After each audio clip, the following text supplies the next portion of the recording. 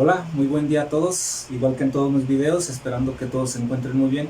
Hoy vamos a ver un video bastante interesante que trata sobre un hombre que hace más de 2000 años pudo calcular lo imposible. Y vamos a ver qué es eso que pudo calcular en el siguiente video. Ok, entonces vamos a retroceder en el tiempo precisamente al año 276 a.C. Ahí nació un pequeño niño llamado Eratóstenes que se convertiría en un prodigio matemático, filósofo, arquitecto, poeta y bueno, era pues una mente bastante brillante. Y de hecho en el año 2036 a.C. se volvió director de la prestigiosa Biblioteca de Alejandría, la meca de la ciencia en aquel entonces. Entonces pues no era cualquier señor. Este señor se dio cuenta que en la ciudad de Siena, en el solsticio de verano, en los pozos se alcanzaba a ver en lo profundo el reflejo del agua. ¿Qué significaba eso? Pues que los rayos del sol incidían sobre la tierra perpendicularmente a ella en ese lugar. Sin embargo, en Alejandría, a unos 7 grados al norte de esta ciudad de Siena, los obeliscos o un pilote que estuviera ahí parado alcanzaba a formar una pequeña sombra. Era muy pequeña, pero era una sombra y este señor lo descubrió y ideó ahora sí que un procedimiento matemático, una lógica matemática para poder calcular la circunferencia de la Tierra, que en aquel entonces era algo verdaderamente imposible. De hecho, hizo esto y aparte, pues demostró de forma pues directa que la Tierra no podía ser plana, sino debiera de ser una circunferencia, ya que en un lugar no hay sombra y en otro lugar hay sombra. Por lo tanto, debe ser una circunferencia. Si fuera la Tierra plana, pues en los dos lugares incidiría la misma sombra o no incidiría ninguna sombra. Entonces, como en una sí y en otra no, eso implica que la Tierra es esférica.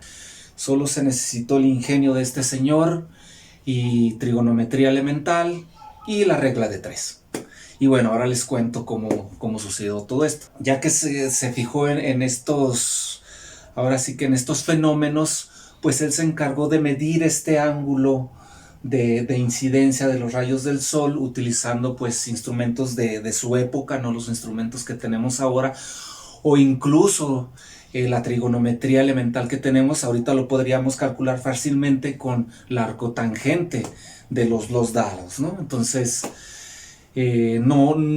todavía no estaba ese instrumento matemático, utilizó otros. Y bueno, él calculó que eran aproximadamente 7.2 grados y lo único que necesitaba, como podemos ver en la figura, era la longitud de Siena a Alejandría. ¿Y cómo calculó esta longitud? Pues muchos creen que fue utilizando un esclavo que lo mandó a caminar, a correr y a contar los metros y así calcular la distancia, pero la teoría más aceptable y pues creo que es la correcta, es que ya se sabía cuánto caminaban los camellos porque había pues transporte de mercancía de Siena a Alejandría muy regularmente, entonces ya se tenía de alguna manera contabilizado la distancia. Bueno, primeramente se sabía que los camellos tardaban 50 días en llegar de Siena a Alejandría y cada día caminaban aproximadamente 100 estadios. El problema era que esa unidad de longitud no era exacta como las de ahora. Había pues diferentes estadios, no se sabía cuál era el estadio que él había tomado de referencia.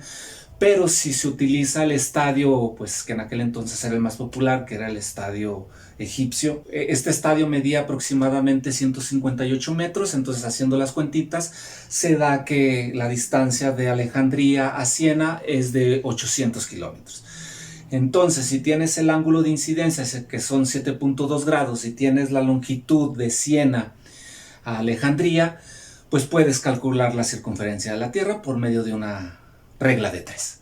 ¿Y cómo es esto? Pues si a 7.2 grados son 800 kilómetros, a 360 grados, que es toda la circunferencia de la Tierra, suponiendo que es esférica, ¿a cuántos kilómetros le corresponde? Y pues a él le salió que eran 40,000 kilómetros. Y esto es espectacular. ¿Por qué es espectacular? porque las mediciones actuales dan una longitud de 40.030 kilómetros, 40.070 kilómetros. Es decir, que la exactitud que tuvo hace más de 2000 años fue extraordinaria, con solo un instrumento básico matemático y la regla de 3. Y por supuesto, el ingenio humano. Es verdaderamente espectacular, esta historia me gusta muchísimo y pues quise compartirla con ustedes. Espero que les haya gustado. Ustedes cuéntenme cómo se imaginarían, de hecho ahorita mismo, cómo se imaginarían calcular la circunferencia de la Tierra. Déjenlo ahí en sus comentarios y pues nos vemos en el próximo video. Bye.